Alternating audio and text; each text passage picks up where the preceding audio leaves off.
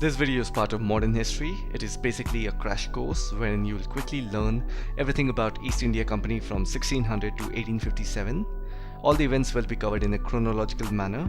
We will also make a beautiful timeline. I'll show you how the events are interconnected, and in the end it's going to be a nice, fun, informative session. With no further ado, let's begin. First, let me make a timeline, an empty timeline. As we go ahead, we will start filling in the dates of the events and it will be easier for you to follow up. Great.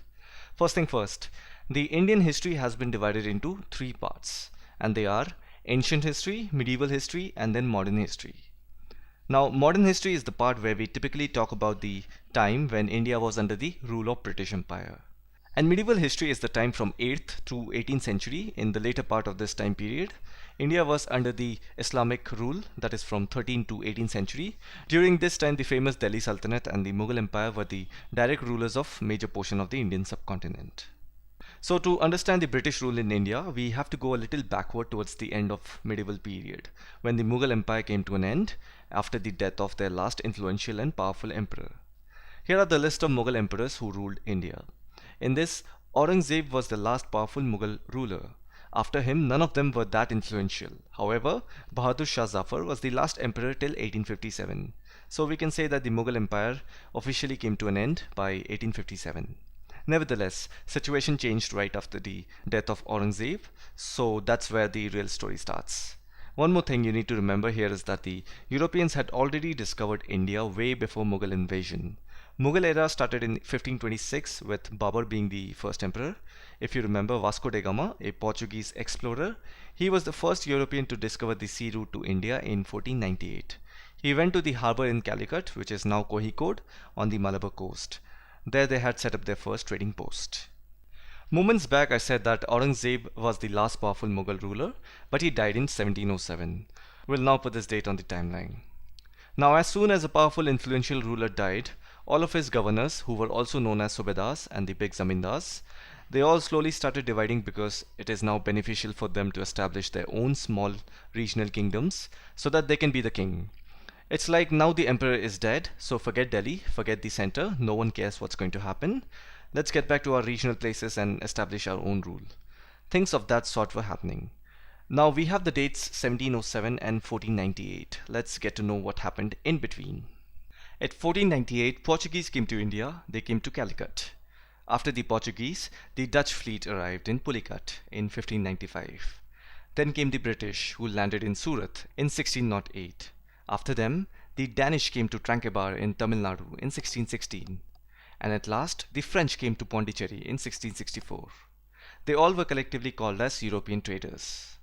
Cool. Now that we have the dates on the timeline, let's understand how the British arrived in India, because that's what we are interested in. So you see, everyone arrived at different locations. Since Portuguese came to India almost 100 years before any of the European traders, they had more number of trading posts compared to other European traders. Let's understand how the British arrived in India, because that's what we are interested in. So it all started in 1600. The English company acquired a charter from the then ruler of England, Queen Elizabeth I. Charter means a written legislative paper of a country. So Queen Elizabeth I signed a paper where she gave in particular this English company complete individual right to trade with the eastern countries. Now with this charter, the company went to the eastern side through ocean route, looking for new lands from which it could buy goods at cheap price and carry them back to Europe to sell at higher prices. Basically, they wanted to be the loan shark. And why so? Because as per the signed charter, no other English trading company could trade. But then, if you look at the timeline, there are other European traders that already arrived in India before the British, like the Portuguese and Dutch. So that means Britain was not alone. While they didn't see any competition from their own country, but their competition were the other European traders. Remember this. Okay, now that everyone has arrived on the scene, there comes a big problem. All these European trading companies were interested in buying the same products, and that was fine qualities of cotton and silk. Apart from silk, they were also interested in spices like pepper, cloves, cardamom, and cinnamon. These all had huge market demand in Europe. So they all had a plan to take it back to European market and sell it for higher prices to make huge profit. You see, now the Britain is no more the lone shark. There are other sharks in the competition. Now, seeing this demand, the Indian traders who were selling these goods to them, they increased the prices of goods. And that's an obvious demand price economics. If the demand is high, naturally the prices would go up. This in turn affected the profit margin of these European traders. So instead of finding different ways to minimize the cost, the only reasonable solution they could think of was to eliminate their competitors. Now you see the sharks are fighting among themselves. This led to fierce battles between these European trading companies. All throughout the 17th and 18th centuries, that is from 1600 to 1700, they regularly sank each other's ships, blocked routes, and prevented rival ships from moving with supplies of goods. They even fortified their posts, meaning they built big walls to protect their trading post. Now, here's the funny thing. When you fortify your trading post and try to maximize your profits in foreign location, who else is going to have a problem? Let me ask this question in a different manner so that you understand better. If there are 2 or 3 guests who came to your home and they are fighting with each other constantly, they are building walls of separation on your property, who is going to get pissed? It's going to be you. Similarly, the local rulers were getting angry. This led to intense conflict with local rulers. So now we have the European traders fighting with each other, then the local rulers are fighting with them, and these traders in return are fighting with the rulers. The English company had to then start politics, and it was difficult to separate politics from trade. I think you understand why politics was necessary. This kept on going till 1651, when they finally decided to set up their first English factory on the banks of River Hooghly. Now this was an important step for the British because prior to this they only had a trading post, and now they actually built a fully equipped factory with warehouses to stock their supplies and also offices where the company officials would sit. As trade expanded, the company persuaded merchants and traders to come and settle near the factory. By 1696, it began building a fort around the settlement. 2 years later, in 1698, it bribed Mughal officials into giving the company zamindari rights over 3 villages. One of the village was Kalikata, which is known today by the name Kolkata. Keeping in mind, the Mughal emperor during this time was Aurangzeb. The English company also persuaded Aurangzeb to issue a farman. A farman is a royal order, like how the English acquired a charter in the beginning from the Queen, so farman is similar to that. In fact, they even acquired a farman from the Emperor Jahangir while setting up their first trading post in Surat. So this farman that they wanted from Aurangzeb had a condition that would give the company the right to trade duty free. Now you do understand this would cause enormous loss of revenue for Bengal. But the company did not care. In fact, they went for more and more concessions and wanted more privileges. Now I'll tell you where they actually wanted more of such privileges. So the main objective of the company was to buy goods and ship it back to the European market to earn profit. This was the initial main goal. But then it would be naive to say that the company had all loyal officials and that they were doing all fair trade. No, it had many corrupt officials who were doing private trade. Many of the officials about whom we will read further, because it is interesting to know they made millions of pounds and lived a lavish lifestyle back in England by doing private trade. So we just read that the officials of the company who were carrying on private trade on the side were not paying any tax. Now this was causing heavy loss of revenue to the Bengal government. If you look at the timeline, we are now somewhere in the beginning of the 18th century, that is 1700. And then in 1707, the Mughal Emperor Aurangzeb died. This is an important milestone because from here situation changed drastically. You remember in the beginning I said Aurangzeb was the last powerful Mughal emperor? So after his death, Bahadur Shah I was the next Mughal emperor. But he was not that powerful, and the reason we can draw such a conclusion is because of the fact that after the death of Aurangzeb, all the regional Nawabs wanted to execute their power and authority in their respective regions. So this clearly tells us that Bahadur Shah I was not as influential as Aurangzeb. After Bahadur Shah I, his son Jahandar Shah and after him Farrukhsiyar became the emperor. In a moment I'll tell you the role of Farrukhsiyar. So we know that all regional Nawabs wanted to execute their power and authority in their respective regions. The same happened in Bengal as well. Murshid Quli Khan was the Nawab of Bengal from 1717 to 1727. And he was also the first Nawab of Bengal and a strong ruler. And I've also told you that the company was doing unfair trade as well as tax-free trade, and it was causing huge revenue loss to the Bengal government. Now this was a serious concern for Murshid Quli Khan because he was the Nawab and the ruler of Bengal. So naturally this behavior of the company was making the Nawab angry. Now the Nawab of Bengal had to show the English company who the real boss is, because now the Mughal emperor was Farrukhsiyar, and after Aurangzeb none of them were powerful enough to defend the English. So clearly Murshid Quli Khan had to take matters in his own hands because he was the Nawab of Bengal. He had to defend his region, and this led to serious conflicts between the company and the Nawab of Bengal.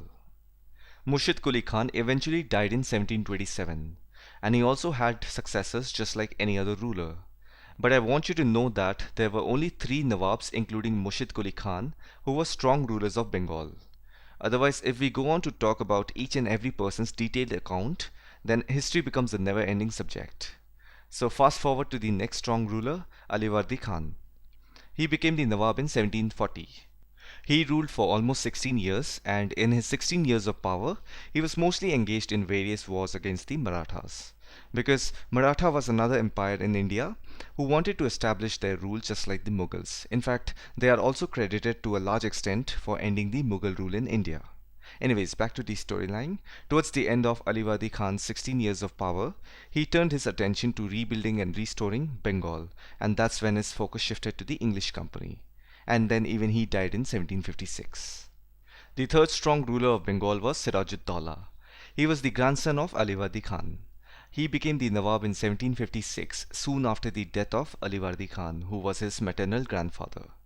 Even Siraj-ud-Daulah did not like the English company's behavior and their way of trade, and he wanted to do something about the situation because the company was depriving the Bengal government of huge amounts of revenue and undermining the authority of the Nawab.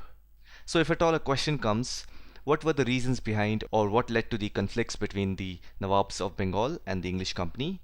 The answer would be the company was not paying taxes, they were expanding their fortification, they were causing the Bengal government heavy loss of revenue, they were writing disrespectful letters and trying to humiliate the Nawab and his officials.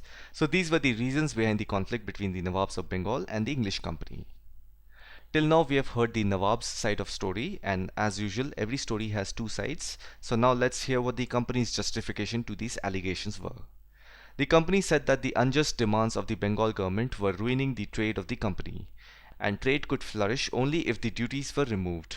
They also said to expand trade the company had to enlarge its settlements, buy up villages and rebuild its forts. This was the company's justification.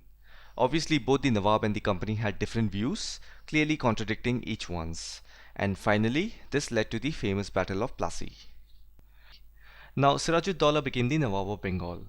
As I've said earlier, he was a strong ruler just like Alivardi Khan.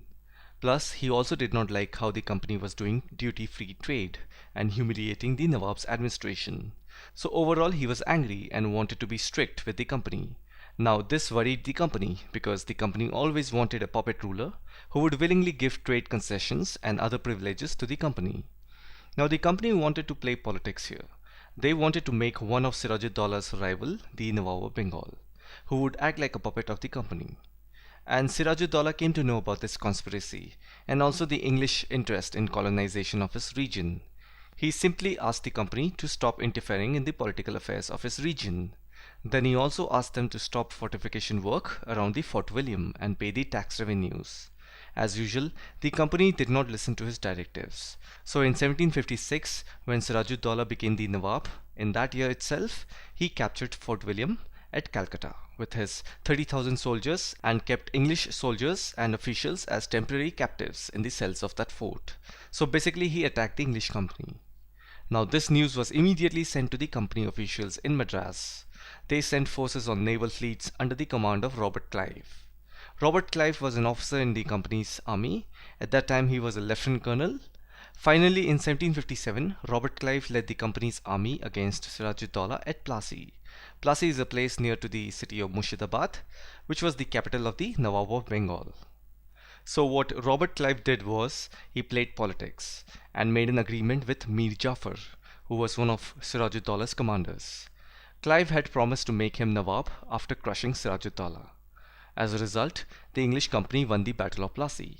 They defeated Siraj-ud-Daulah because Mir Jafar took large portion of the Nawab's army away from the battlefield, ensuring his defeat. Sirajuddaula fled from the battlefield on a camel, securing whatever he could, but he was later captured by Mir Jafar's forces and was assassinated. Now, the Battle of Plassey was the first major victory of the company in India. Since Robert Clive was the one who made it possible, he was immediately made as the governor of Bengal by his superiors in Madras. So in 1757, Clive was made as the governor of Bengal. The victory gave massive boost to the company because now they felt they were capable of ruling as well apart from trading. But then the company was not interested in taking over the responsibility of administration. Their prime object was to expand their trade with privileges from the local ruler. For this to happen, the company had to get itself involved in the internal affairs of the states. Keeping that in mind, the company started a new system called as the residency system, in which the company would appoint a resident who dealt with the relations between British India and a large number of princely states, in particularly looking after the interest of the company's trade. So in 1758, Governor Robert Clive chose Warren Hastings as the British resident in Bengali capital of Murshidabad. Now this person, Warren Hastings, was one of the prisoners who was held by Sirajuddaular's forces when they captured Fort William at Calcutta in 1756, due to which Battle of Plassey took place in the following year. So anyways, by appointing residents, we can clearly see what the company's intentions were. They wanted to use political, economic and diplomatic methods to extend their influence. For example, the company with the help of its residents was trying to decide who was to be the successor of the throne and who was to be appointed in administrative posts. And by doing so, it can extend its influence and become more powerful. Now this period from 1757 is the beginning of company rule in India. Now after the 1757 Battle of Plassey, Mir Jafar was made the Nawab of Bengal as promised by Robert Clive. He was known as the Puppet Nawab. Now even the Puppet Nawabs were not always as helpful as the company wanted them to be. After all, they had to maintain a basic appearance of dignity and sovereignty if they wanted respect from the regional people. So what did the company do when Mir Jafar protested? Well, the company deposed him and installed his son-in-law Mir Qasim in his place, meaning they installed another puppet Nawab. So in 1760, Mir Qasim was made as the Nawab of Bengal. And in the same year, Governor Robert Clive left India and returned to Britain with massive wealth. He again came back later, about which I'll tell you in a while. As time went by, even Mir Qasim complained. In 1764, the company fought the Battle of Buxar under the command of Major Hector Munro against the combined armies of Mir Qasim, who was the Nawab of Bengal, made by the company, then Shujauddaulah, who was the Nawab of Awadh, and the then Mughal Emperor Shah Alam II. It was due to the lack of basic coordination among these three allies led to their defeat in Battle of Buxar. Mir Qasim fled the battlefield and later committed suicide, and Mir Jafar was reinstalled as the Nawab of Bengal in 1764 by the company. So he was made twice the Nawab of Bengal by the company. During the Battle of Buxar, Robert Clive was in England. He returned to India for the second time in 1765 and was appointed the Governor of Bengal in 1765 to 1767 for the second time. In 1765, Mir Jafar died, as he was the Nawab of Bengal, and soon after his death, the mood of the company changed, because the company demanded more money from the Nawab to finance its wars and meet the demands of trade and its other expenses. It wanted more territories and more revenue, and a lot of times these puppet Nawabs would not listen, as they had to maintain a basic appearance of dignity to gain respect in front of their people. So basically, the company was tired of the puppet Nawab system.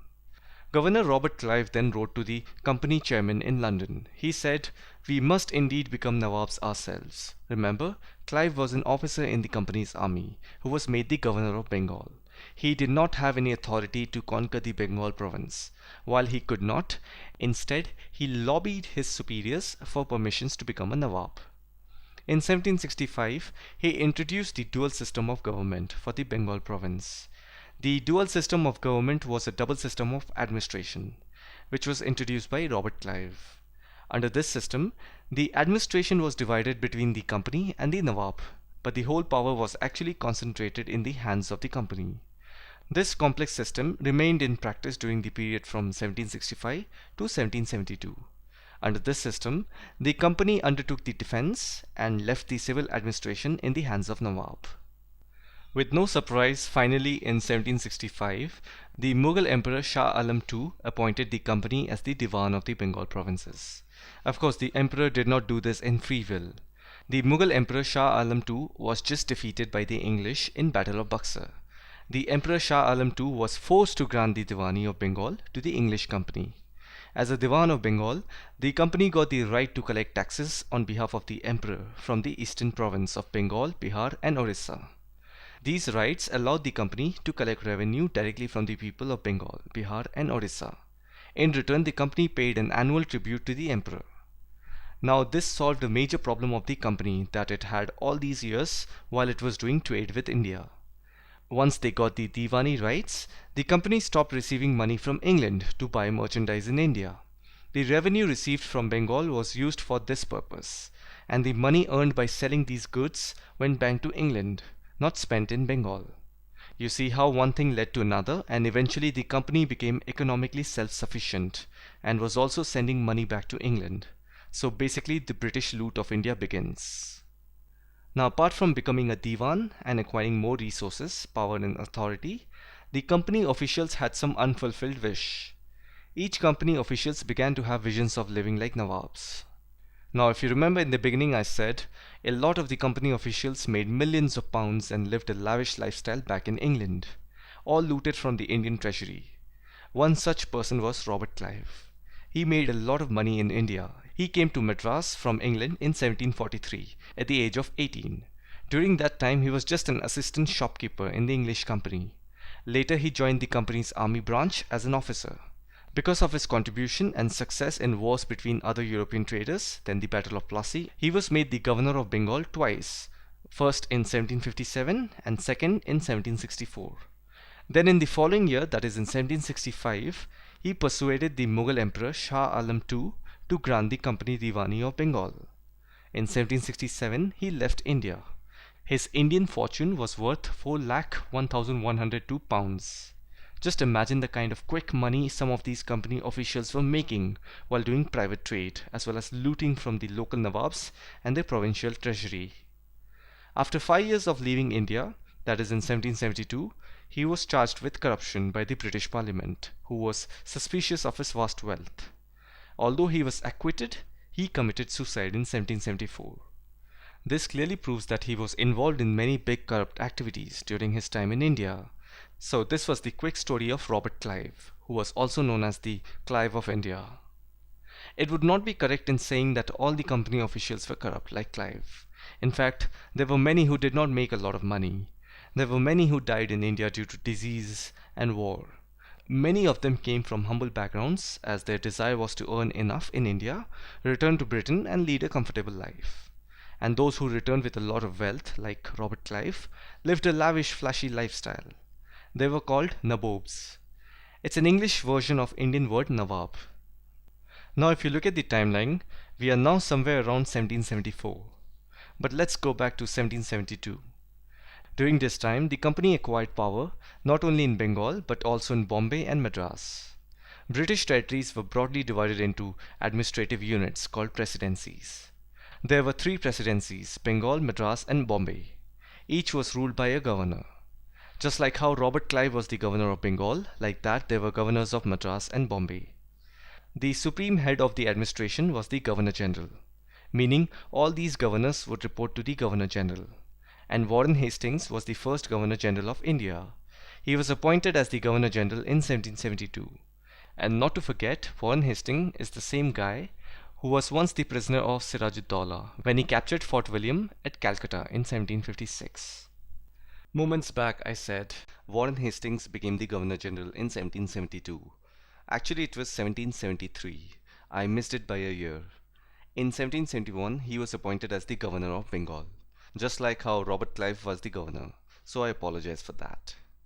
By now we know that the major part of the company's rule in India was divided in the form of presidencies. They are Madras, Bombay, and Calcutta. Let me make a new timeline from here on so that everything looks clear. Warren Hastings became the Governor of Bengal in 1771.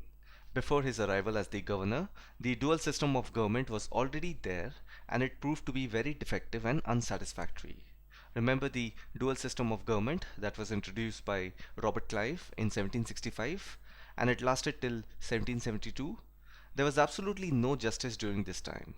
The courts were the instruments of power. That's why in 1771, the company authorities asked the then governor of Bengal, Warren Hastings, to adopt certain measure and ensure that the collection of land revenue was smooth and fair to the local people.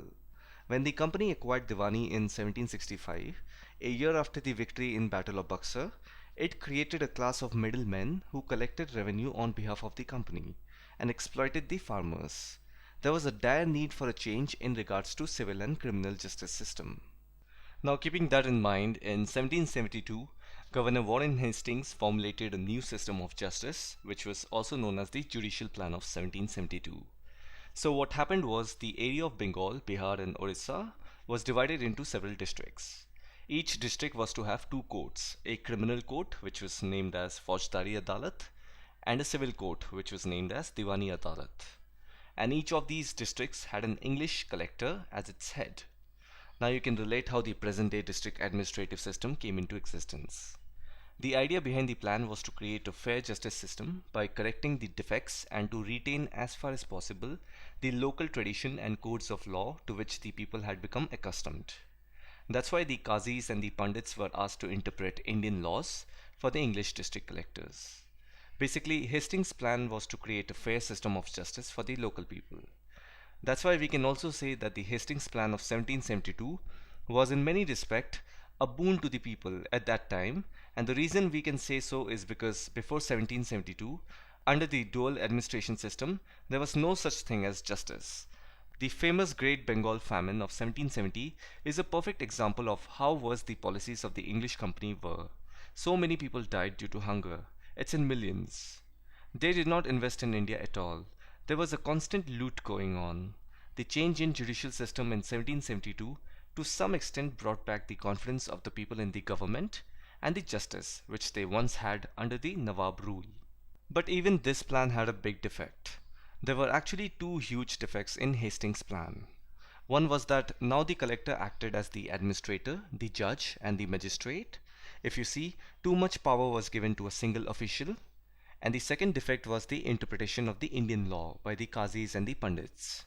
Because relying on these native law officers while taking any judgment proved to be unsatisfactory. As you see, most of the time, these Qazis and Pandits used to give an interpretation of the law which were well suited or biased to certain section of the community.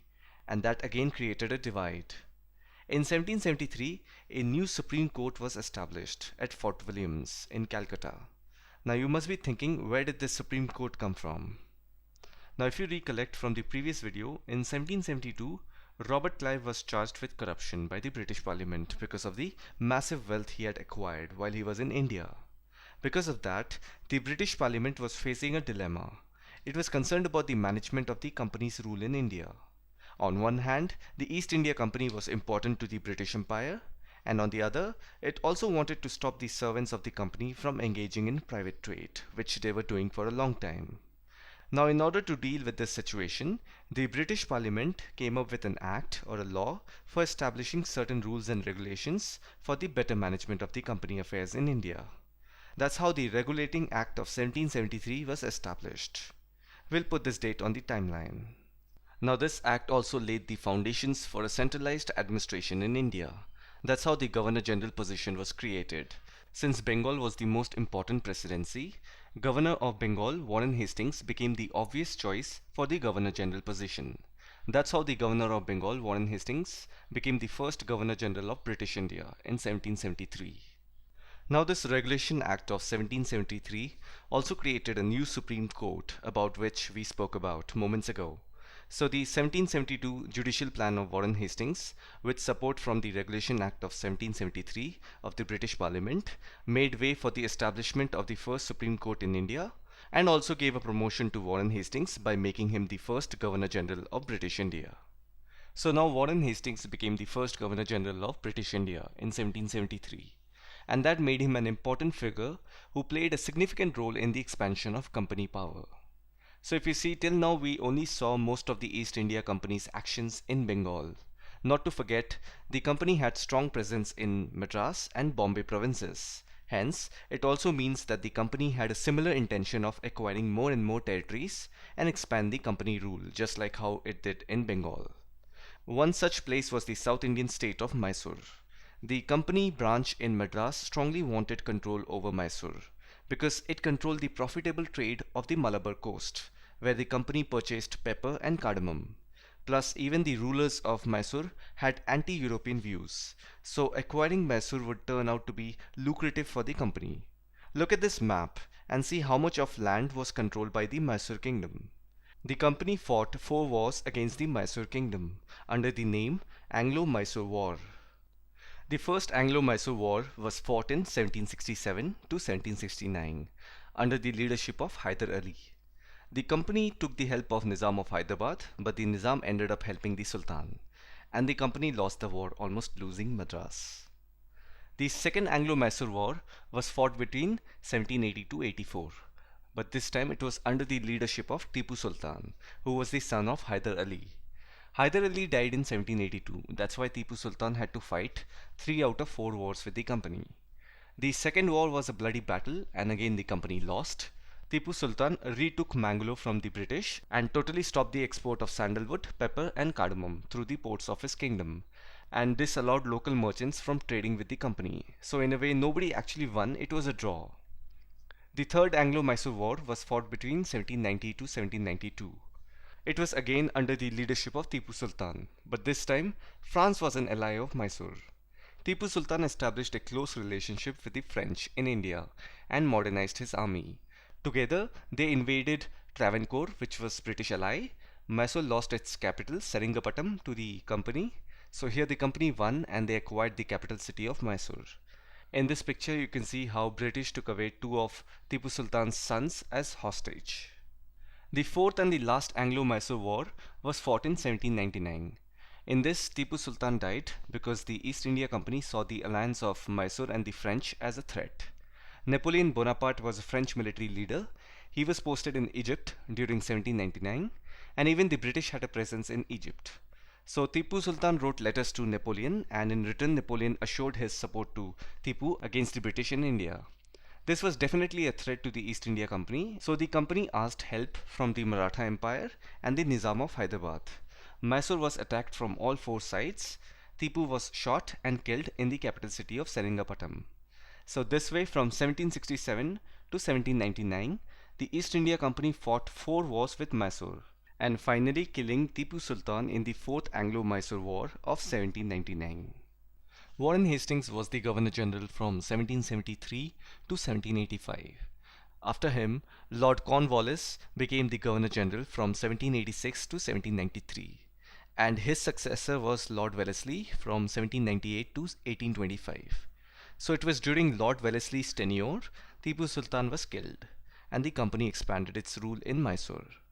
So just now we spoke about the company's rule in Mysore and how they defeated Tipu Sultan with the help of Marathas and Nizam of Hyderabad. Now here is the clever part. The company even fought wars with the Marathas. To maintain their power, the British used political warfare as their means to take down their opponents.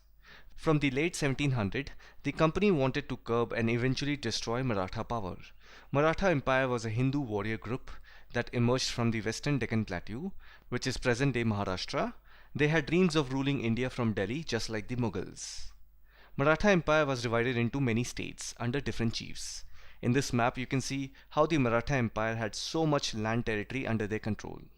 So naturally they were under the radar of the East India Company because the company pursued an aggressive policy of territorial expansion. They wanted to acquire as much territory as possible to establish their rule in India. And if you see, the Mughals, the Marathas and the Mysore kingdom had most of the land territory that the British went aggressively behind with their political and diplomatic methods. After the end of Third Battle of Panipat in 1761, the East India Company had an eye on the Maratha Empire. Because in the Third Battle of Panipat, the Marathas were defeated by the King of Afghanistan, Ahmad Shah Abdali. We have already seen that the 1757 Battle of Plassey was the first major war that the company had won on Indian soil. So the company got so much confidence that it thereafter went on several wars with the Indian rulers, like Battle of Buxar, First Anglo-Mysore War, etc. So it is natural that they also had an eye on the Maratha Empire after their defeat in 1761 Battle of Panipat. The company fought three wars against the Maratha Empire under the name Anglo-Maratha Wars. The first one took place in between 1775 to 1782. 1775 was also the time when the company had acquired enough power in India. They even rolled out many administrative policies. By this time, the first Governor General position was created. Then the first Supreme Court was established. This all tells us that by 1775, the company had expanded its rule in many regions of India. So we should not be surprised that now the company went on war against the Marathas. The first Anglo-Maratha War started with Treaty of Surat and ended with the Treaty of Salbai. The second Anglo-Maratha War took place in between 1803 to 1805. It ended with the British acquiring several parts of Odisha.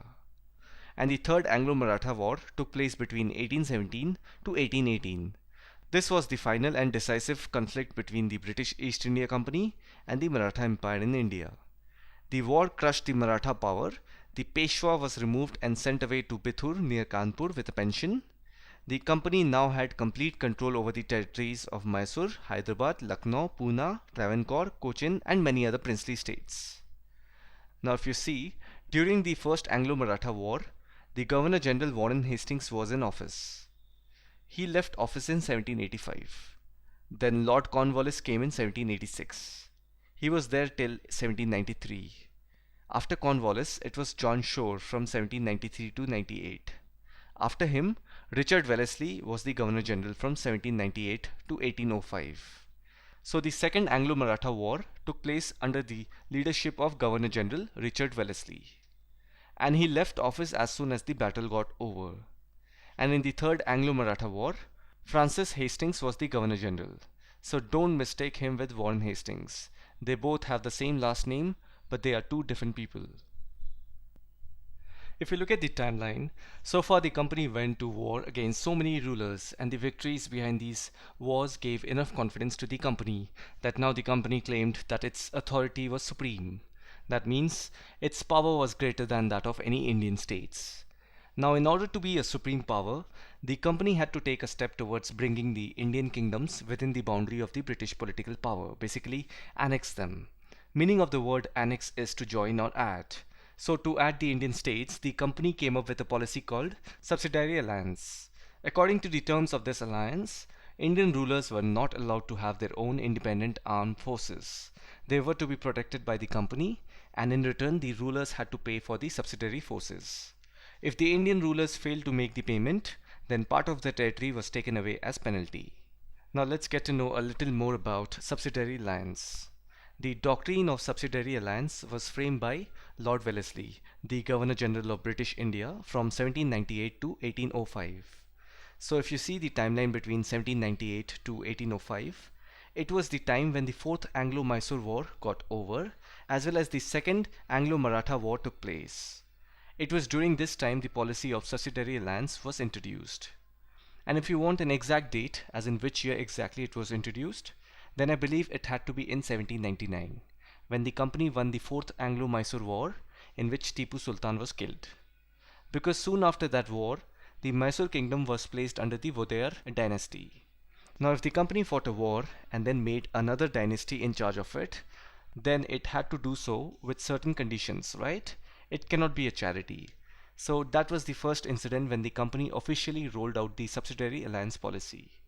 So the date 1799 fits well because that time Lord Wellesley was the Governor General, and Subsidiary Alliance is a creation of Governor General Lord Wellesley. Now unofficially, the Nawab of Awadh, that is Shuja-ud-Daula, was the first to enter into a Subsidiary Alliance after the 1764 Battle of Buxar. Now I'm not trying to confuse you over here.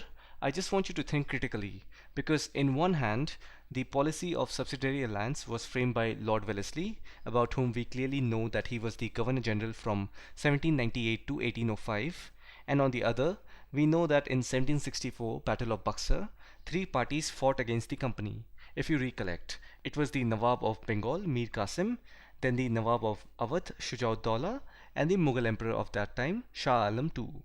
And we know that the company won the war. It acquired Diwani of Bengal. Officially, Bengal was under the company's control. But what about Awadh? The company did not do anything to Shujaud-Dowla. Instead, they forced him to enter into an alliance, and that was the first instance of subsidiary alliance. In the late 1830s, the East India Company became worried about Russia. It imagined that Russia might expand across Asia and enter India from northwest. Driven by this fear, the British now wanted to secure their control over the northwest. They fought a long war against Afghanistan under the name First Anglo-Afghan War. That was fought between 1838 to 1842. The British won the war and established indirect company rule there. Sindh was taken over in 1843. Next in line was Punjab, because if you see, it clearly lies in the boundary, but the presence of Maharaja Ranjit Singh held back the company. After his death in 1839, almost immediately, his kingdom began to fall into disorder. Two wars were fought with the Sikh kingdom under the name the First Anglo-Sikh War and the Second Anglo-Sikh War. The First Anglo-Sikh War was fought between the Sikh Empire and the East India Company between 1845 and 1846. It resulted in partial domination of the East India Company in the Sikh kingdom. Although the Sikh army was weakened by the war, British interference in the Sikh government led to the Second Anglo-Sikh War within 3 years. The Second Anglo-Sikh War took place in 1848 and 1849. It resulted in the subjugation of the Sikh Empire and the annexation of the Punjab, and what subsequently became the Northwest Frontier Province by the East India Company. Henry Hardinge was the Governor General during the time of the First Anglo-Sikh War, and Lord Dalhousie was the Governor General during the Second Anglo-Sikh War. Soon after the end of Second Anglo-Sikh War, Governor General Dalhousie introduced a policy that came to be known as Doctrine of Lapse. This policy was an upgraded version of subsidiary alliance policy because, if you remember, in subsidiary alliance, the Indian rulers were not allowed to have their own forces. They were forced to depend on the company forces for any kind of protection, and that too in exchange of payment. And according to this new policy of Doctrine of Lapse, if an Indian ruler died without a male successor, his kingdom would lapse and would become part of company's territory. One kingdom after another was annexed simply by applying this new policy.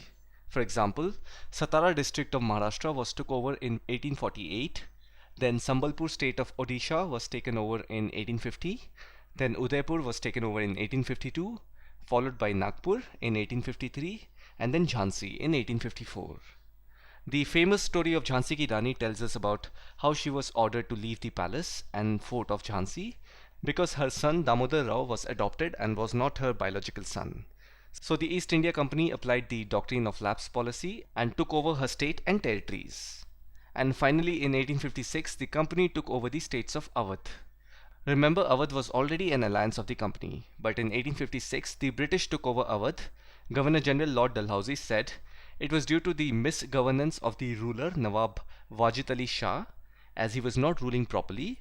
So to free the people from the misgovernment of the Nawab, the British had to take over the state. Wajid Ali Shah was 10th and the last Nawab of Awadh. He held the position for 9 years. The British humiliated the Nawab and he was removed and sent to Kolkata on a pension. Seeing this, it enraged the people of Awadh, who later joined the Great Revolt that broke out in 1857. This revolt was also known as the Sepoy Mutiny and also India's first struggle for independence. The revolt of 1857 saw the end of the East India Company's rule in India. On August 2, 1858, the British Parliament passed the Government of India Act 1858. Under this act, the company was formally dissolved and its ruling powers over India were transferred to the British Crown. In other words, from here on, the era of the new British Raj started, which lasted until partition of India in 1947, about which we will learn in a separate video. I hope you found this video informative. If you like this video, give it a thumbs up and let me know your thoughts in the comment section. Thanks for watching and I'll see you in the next one.